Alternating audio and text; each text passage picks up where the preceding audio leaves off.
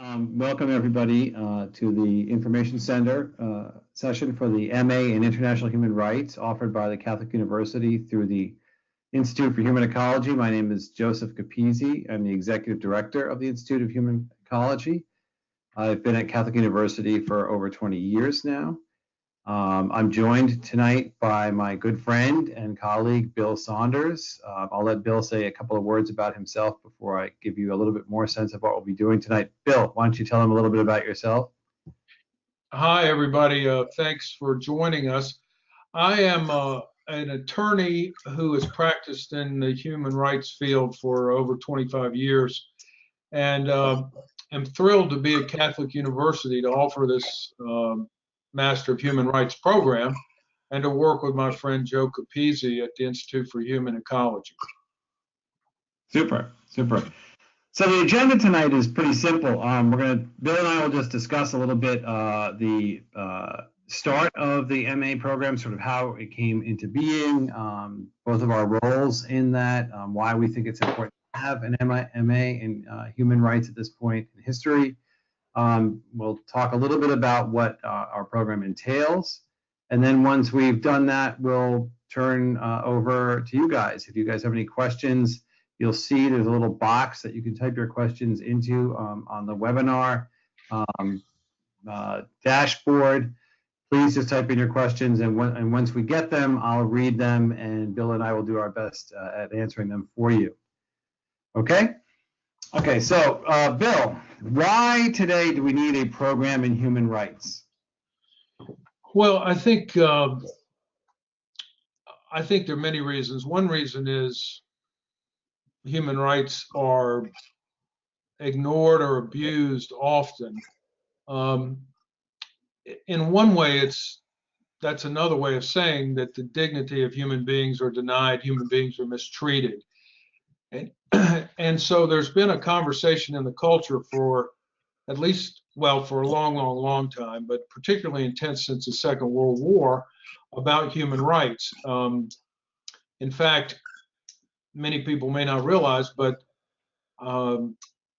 the international modern human rights movement is an outcome of the Second World War. The Second World War was so destructive, it's hard for us to grasp it today, but not only did it destroy Europe and European economy, but it was worldwide. So it also destroyed Asia and Asian economy.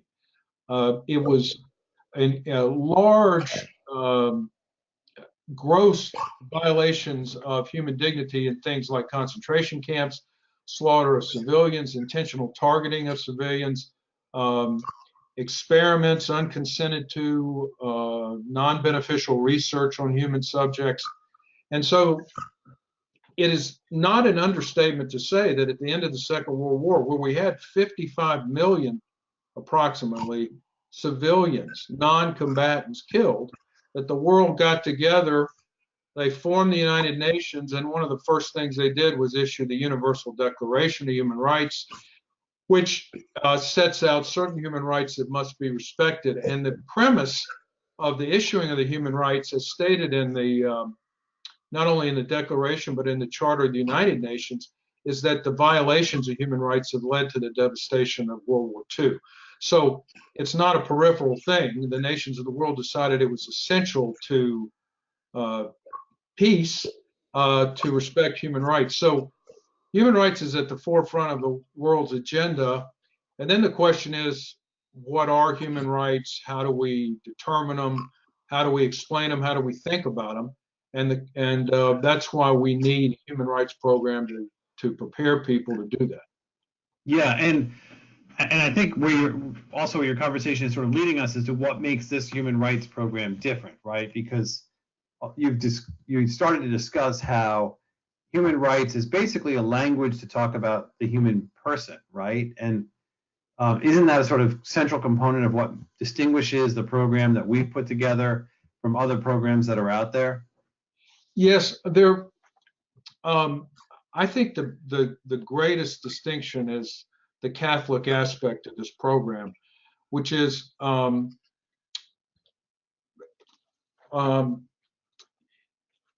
you could have a lot of answers as to what are human rights. Some people would look at international documents, and I would look at those too, since I'm a lawyer.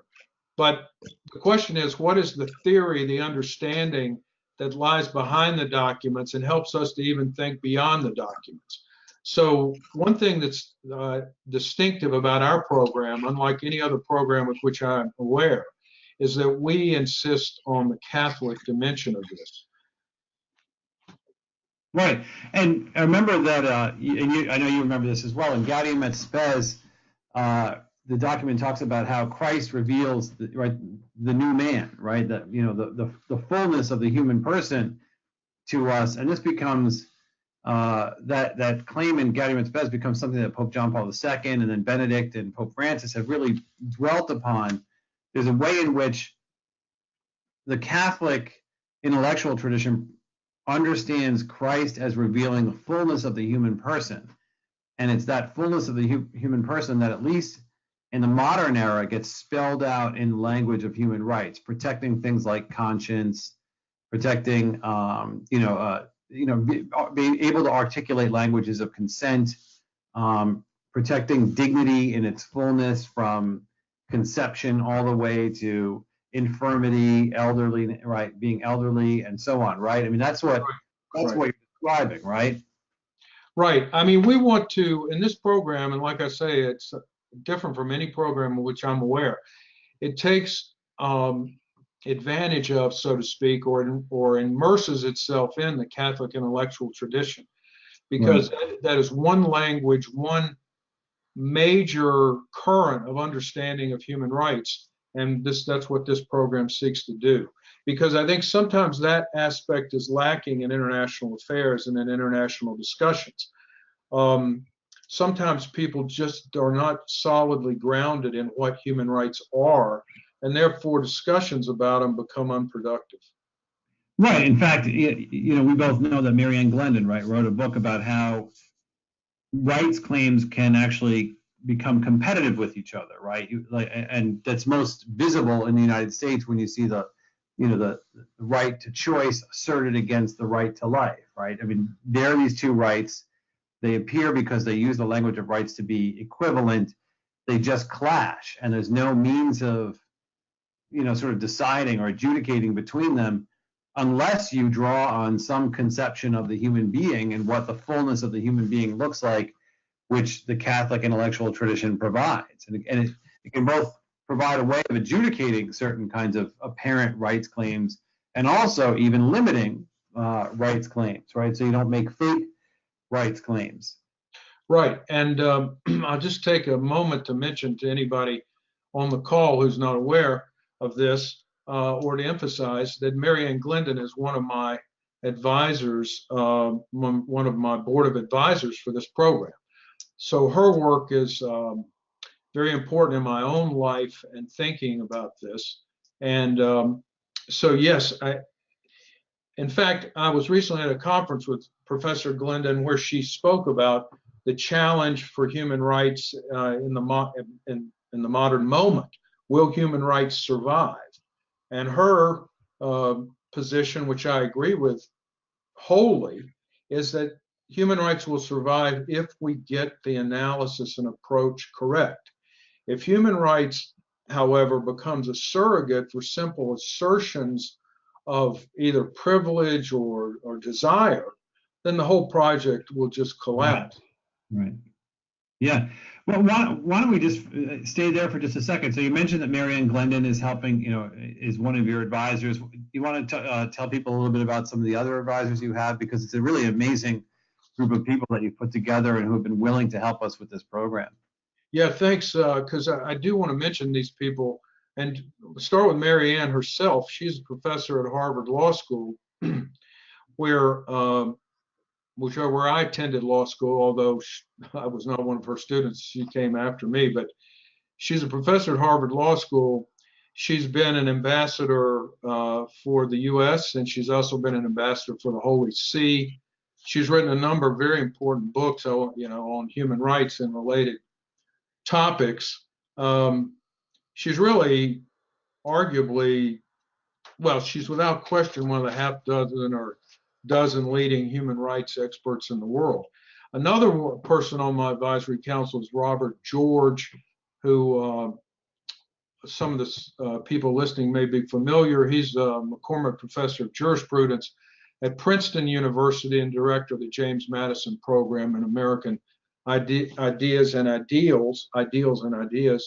And he is, first of all, kind of a foremost modern political thinker, but he's also served on a number of international or U.S.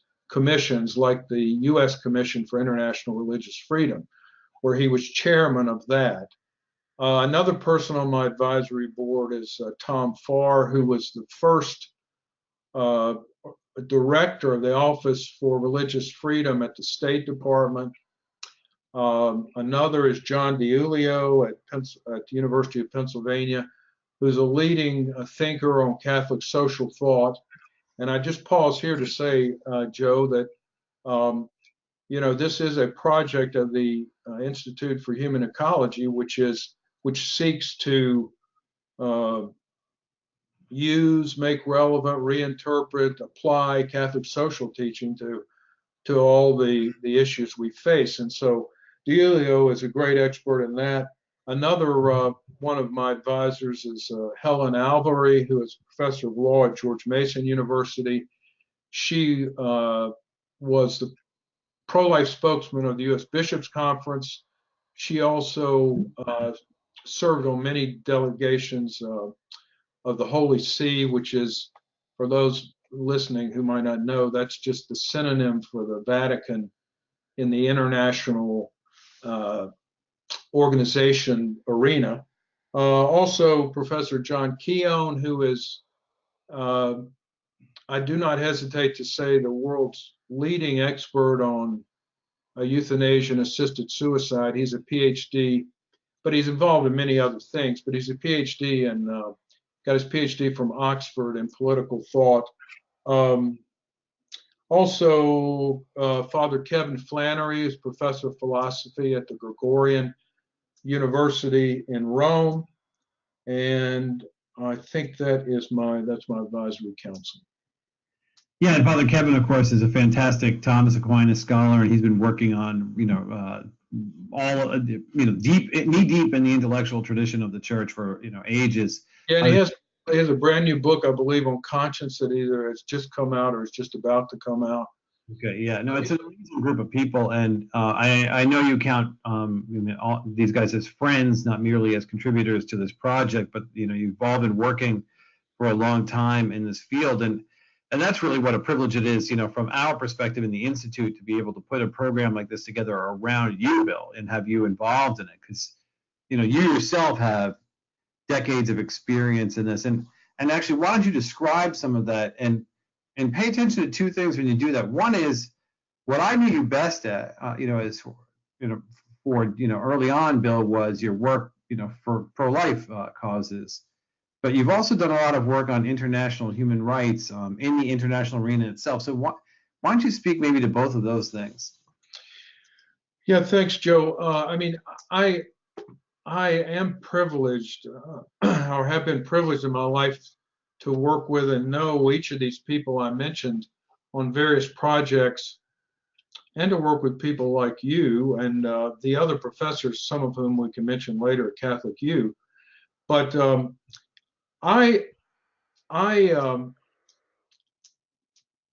when I became, after law school, several years after law school, I started to work in the human rights field. And I worked for an organization, a human rights organization. And I was not, at that time, I didn't have really intellectual or religious kind of commitments that I have now. I was, I don't know, a kind of a run-of-the-mill ordinary American. And at the institution, at the organization where I worked, our basic document for how we talked about human rights, how we sought to, it was a human rights organization that used lawyers and big law firms to try to get involved in a variety of issues. But how did we know what issues to get involved with? Well, we looked at the Universal Declaration for Human Rights. That was our starting point. And when you look at that document, I think you'll immediately notice that there is a number of things like religious liberty, that you might not expect to be there. I don't know whether you would expect them to be there or not, but I know that most of the people I worked with were very good folks, but most of them were not that interested in religious liberty. So by working in that office, when a religious related human rights issue came up, they would send them my way. So very soon after I was working there, I met a bishop from the Sudan who was coming to Washington to try to raise alarm bells about the genocide that was taking place in Sudan. And I found his witness very compelling. I ended up setting up a nonprofit myself, 501c3, to raise money for supplies to fly into areas that were off limits, that were war zones, that were not serviced by the United Nations, that were no-fly zones. But we raised the money and we flew in clandestinely to deliver these supplies. And the other thing we did was raise the political alarm on Capitol Hill. For those people listening, an important part of what we're going to do in this program is to equip you and help you think about how to raise our human rights perspective in the halls of power, both at the United Nations, but also in Washington, D.C. So anyway, it was very important in the work I was doing to work with Capitol Hill, and you meet senators and congressmen and get somebody interested in this issue. And that went on for a long time, and it had a fairly successful conclusion in the sense that there was a peace agreement agreed to. So that was an important moment for me, because my human rights interests and my experience with this Roman Catholic bishop, as well as involvement in some important international conferences that were taking place at that time. This was in the mid-90s, 94 in Cairo and 95 in Beijing, the first on population and the second on women's issues. Those things all kind of came together and led me to conclude that what we needed most was a coherent explanation of the catalog of rights in the Universal Declaration. The Universal Declaration lists rights. It doesn't provide a deep explanation. So at the same time, and I would say providentially, at the same time, John Paul II was the Pope, and he was speaking about the Universal Declaration and connecting it to this rich, deep Catholic intellectual tradition, which had in fact, although ignored by many, had in fact played an important part in forming the Universal Declaration to begin with. So I continued and have continued ever since to work on religious freedom and other human rights. And for me, what was wrong? Well, there were two things going on in Sudan. One was genocide, the other was slavery. And people listening may find that hard to believe, but a mere 10 years ago, 15 years ago, human beings were being taken at gunpoint and made into slaves, as bad as any there's ever been. They were kept in corrals like cattle. The women were raped mercilessly. The men were murdered, and the children were made into herders of goats. And that is documented. We took in film teams.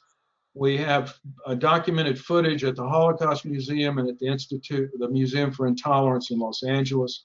We made a film about it called War and Faith in Sudan. So it's not my assertion. It's not merely my assertion. It's documented. But if you think about that, I mean, obviously, slavery is an incredible assault on the dignity of a human person. But perhaps even worse is genocide, which is the murder of an innocent person. So for me, there's a clear line that connects my work in that area to subsequent work I did in pro-life and arena and others. Also, I was privileged to, during my career, I mean, I've worked for organizations who were concerned with rights, but I also served on international delegations. I served on delegations to the United Nations. And that gives me a moment before I forget to mention that in this program, we will have a capstone course where we try to draw threads together, and students will do research on a paper, we'll produce a paper. It'll be a seminar, and it'll be led by myself and Monsignor Anthony Frontiero, who, in this small, wonderful world that God created, was actually once a student of Joseph Capizzi, and with whom I met when he was a priest in D.C., and then walked down the hallway at the United Nations and bumped into him because he was on the delegation of the Vatican or the Holy See. So I have experience in a lot of international arenas on these kinds of issues too. Super. Super. And you've started to sort of move us a little bit towards where we should go, I think, now, and that's the sort of meat and potatoes kinds of questions about the program itself. One thing you mentioned was that your own work, you know, by your own experience, you hope to be able to teach your students how to be effective in the halls of power, I think was the phrase you used. So why don't you talk a little bit then about like the professional advantages you think the program that we've put together will offer students? Yeah, I think that one of the great advantages of our program is that it's located in Washington, D.C., in the Catholic University of America in Washington, D.C. And for those of you who are listening who haven't visited the campus, it's 2 subway stops from Capitol Hill, and Capitol Hill is where the Senate and Congress are located.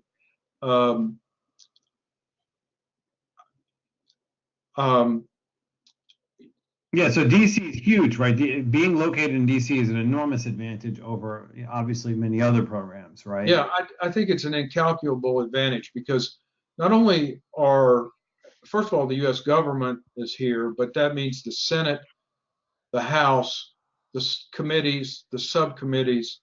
Then there's the executive branch, the U.S. State Department, but there's also the Organization of American States. There is also, which is, for those who don't know, is the various nations in North, South, and North and South America, and Latin America and North America. And then there's also a lot of nonprofits, the lingo that I use, which I suppose everybody's familiar with, NGOs, non-governmental organizations. There's all kinds of them. Most of them have at least a major office here. Many, many Catholic organizations have such offices here. Including the Bishops' Conference. Yeah, exactly. There's also the Bishops' Conference here. Yep. Right, right. So I think that, so there's a couple of aspects of that. Number one, we are going to draw as guest speakers people from all those vocations or all those kind of works so that students can hear from them. Some of these will be formal, some will be informal, some will be during my seminar.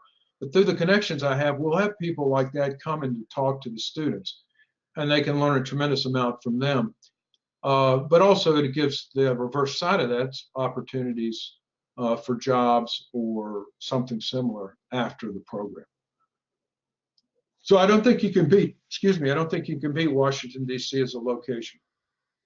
Right, and related to that, of course, and I can speak a little bit to this myself because I've been at Catholic University for so long. Related to that is the Catholic University itself, right? So you get this, right, you know, first class university right in the heart of the city. Like you said, it's 2 stops from Capitol Hill, but by virtue of its own location for over 100 years, Catholic University has drawn faculty from a diversity of disciplines, right? From politics, theology, philosophy, economics, you know, and so on, law, right? Canon law, we're one of the few Yes. places in North America that has a school of canon law, right? And right, you got faculty who are all world-class faculty who you have actually put together as part of the curriculum for the program itself. So by virtue of it being in DC, you've got this university associated with it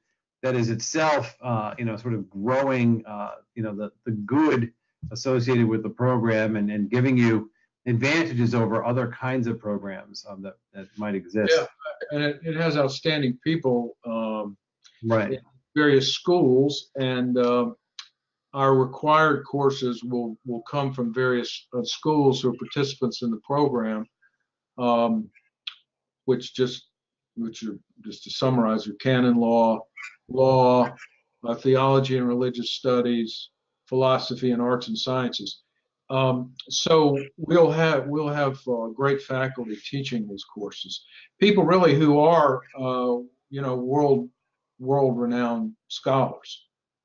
And then also I want to mention, before I forget, I will have, whenever the advisory council, I'll try, we'll see how this goes, but we'll try to have them speak to the students as well during the year at various times, as we can arrange with their, busy schedules. Yeah, yeah. So why don't we stay a little bit there, though? Talk a little bit about the curriculum, right? So we've started to talk about the departments or programs these people will come from. Why don't you tell the listeners a little bit about the curriculum itself, a little bit more specifically? Well, we some examples, right? Yeah, we draw from. We're going to have. This is not a law degree, and just to be clear to anybody listening, the reason I say that there's no program like ours is there are law school programs where you can have some either additional year of study or something on human rights, but ours is not designed. It's not a law school course. It's a degree from the School of Arts and Sciences, but we do have law school courses that will be available for our students to take along with the law students there. And it may be a little bit of a challenge, but we think it's too big and too important to miss it. So we'll look at public international law, human rights law. We'll look at in philosophy, we'll look at the natural law, natural rights tradition. In politics, we'll particularly look at modern Christian political thinking, which will include the encyclical tradition of the church, which is an essential aspect of Catholic social teaching that, of course, that no other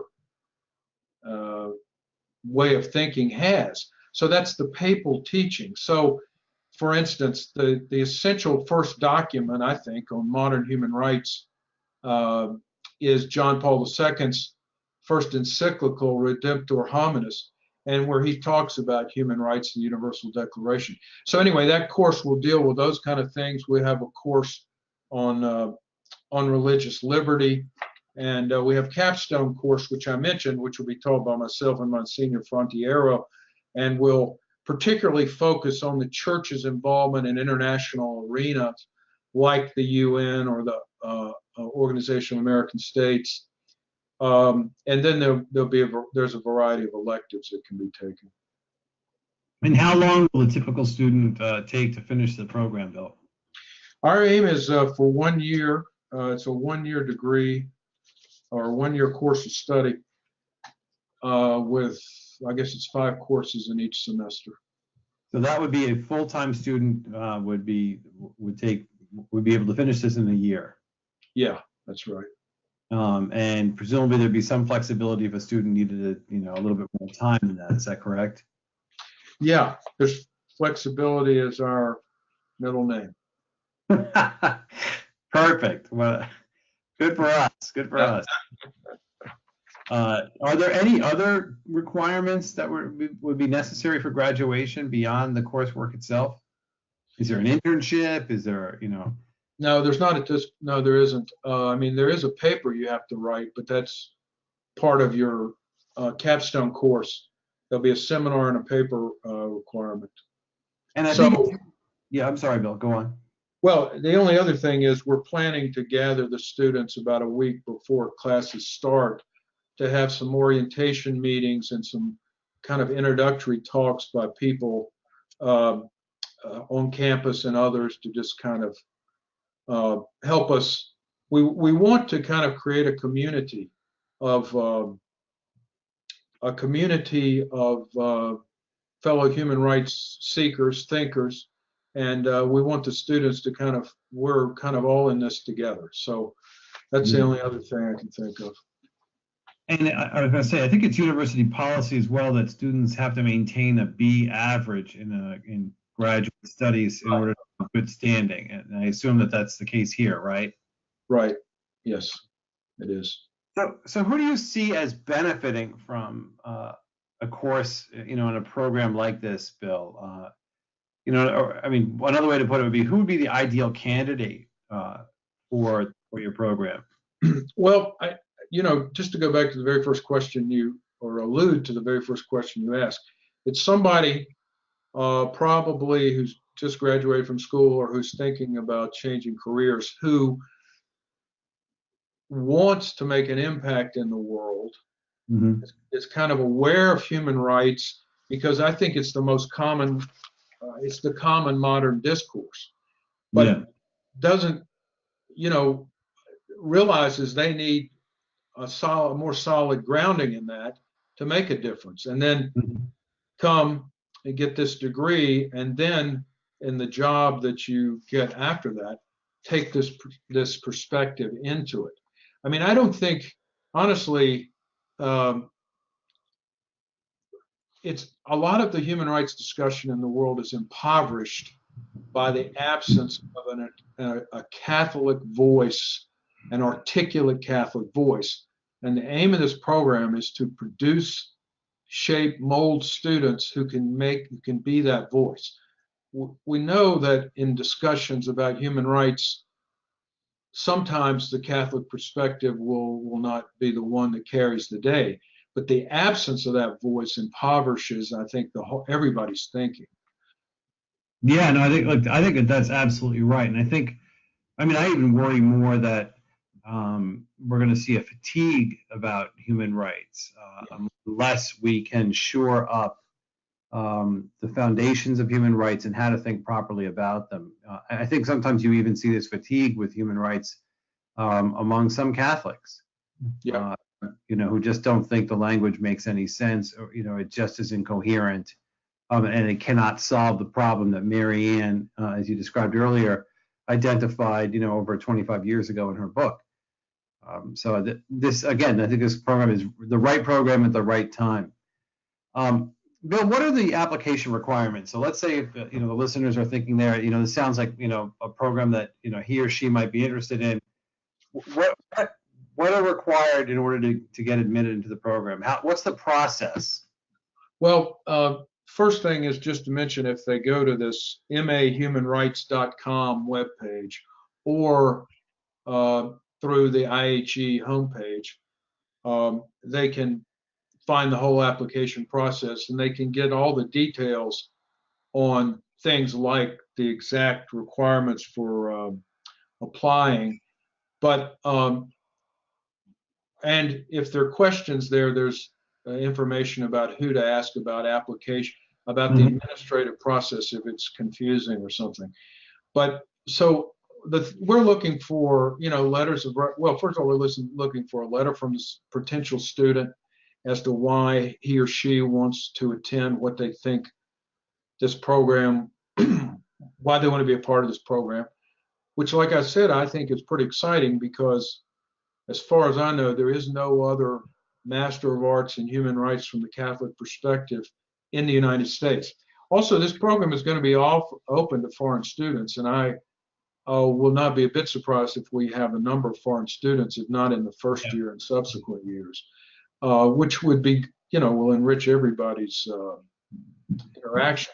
But we're also looking for letters of recommendation. They can come from, it's up to the applicant to decide who would be best, provide that. I mean, former employers, professors, other people that can you know, recommend that person for admission into this kind of program we've been discussing.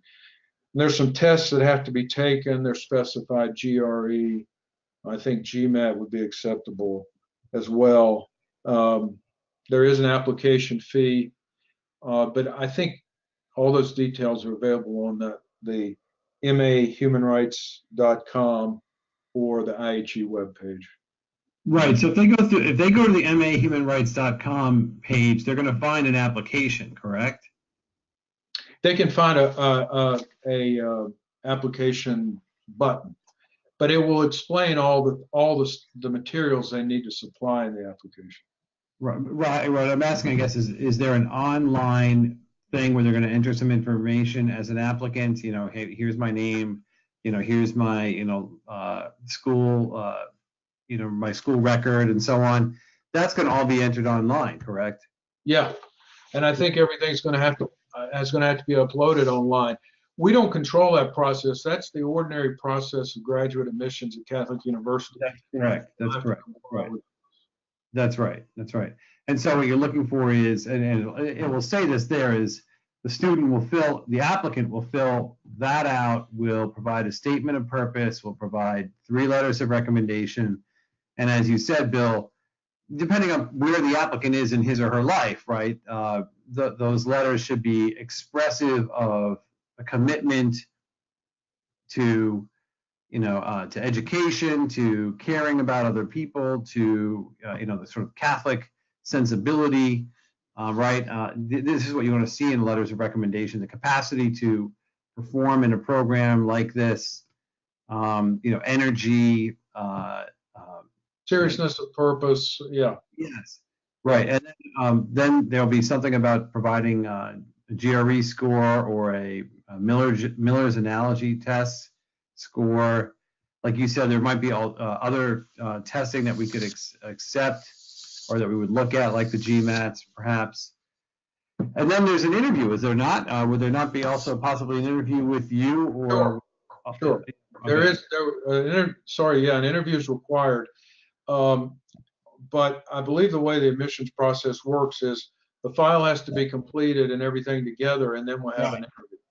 That's correct. That's right. I will have an interview with the applicants. All right, let's. By the way, if you're listening, please don't hesitate to type us a question. We're looking forward to questions from you.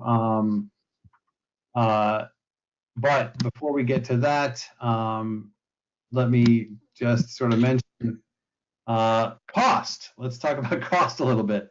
Life in DC, life in the big city is not cheap. Tell us a little bit about the cost, Bill, and maybe even about whether there's discounting or scholarships available, or other ways to help a student make this possible. Well, again, outside of whatever may be normally available as a graduate student at Catholic University, there's a couple of important things that we have done that should help defray costs significantly. One is we've just got a reduced rate of the program, which is cut off probably about a quarter or more of the cost. And then we have some merit-based scholarships available. So we have funding for some scholarships. Also, before I forget it, we should mention that the kind of the preferred or the priority deadline is March the 1st. So if you're interested, I encourage you to apply as soon as possible, get yourself in the hopper for consideration, not only for admission, but for scholarships. Super. So we do have a question or two. So one of the questions is professional experience required to apply, Bill? No, not at all. A recent college graduate is welcome. In fact, if somebody has relevant experience, that'll be great. It'll enrich our conversations. But as I mentioned before, all the other people, from advisory board to the guests from, Capitol Hill that we'll have come speak and other things, will provide that. So no, you don't have to have relevant experience. This is for people if somebody's want to change career and they or change focus in their career, they're welcome too. So no, prior experience is not required. Okay.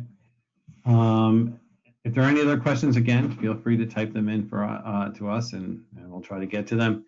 Another question, Bill, pertains to the admissions process. You mentioned that March 1st is, what do you call it, priority deadline. What if a student does not make the March 1st deadline? Can she apply later? And how late could somebody apply? Do you have any?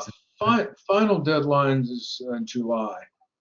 Okay, so admissions will be, I guess, rolling all the way through July, and then at some point presumably you decide on that you've got the number you want for a class. Is that correct? Yeah, I think that's the way it will work. I mean, obviously, as in many things in life, the sooner the better to get involved in the application process, because it's conceivable that there'll be a number of very talented, qualified people that will be admitted, and the class will fill, and the scholarships will be given. But the deadline, the absolute deadline, is in July. I think the middle of July, or I think for foreign students the 1st, but that should be, you can either find it on the webpage or I can verify that. Super. Hold on one second. I'm still okay. Good. Yeah, I'm still trying to figure this out, so my apologies to the listeners. Okay, so another question is the first cohort, do you anticipate the first cohort coming in this fall? Is this the first class that the program will have?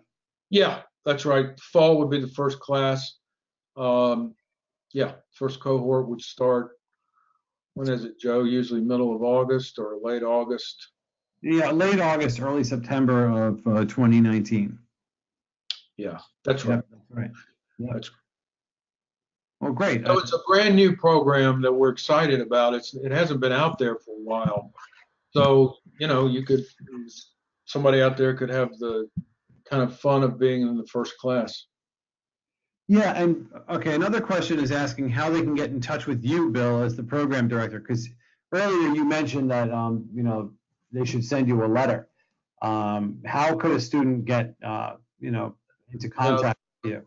Well, there's two different. I think, Joe, you can help me think about this if I have this wrong, but I think those are two different things. I think the letter to me is part of the application process that has to be submitted with all the other application materials. And is that the statement of purpose, Bill, or is that a different? Is this like a cover letter? It's a statement of purpose. Okay. It's not just a cover letter. It states why they want to be in the program. Okay. And so but if I wanted, let's say I'm a student, I'm thinking about this, and maybe I have another question or something, and I'm not yet applying, I can get into contact with you. How would that be?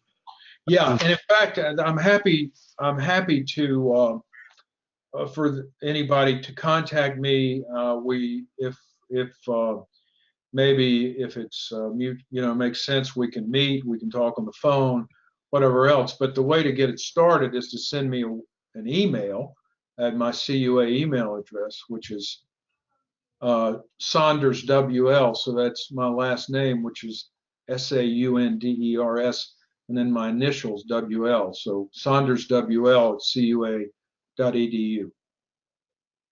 So any student or anybody out there, student or otherwise, that's interested, that wants to ask me a question or follow up on something, or wants to arrange to have a meeting or conversation on the phone, feel free to send me an email.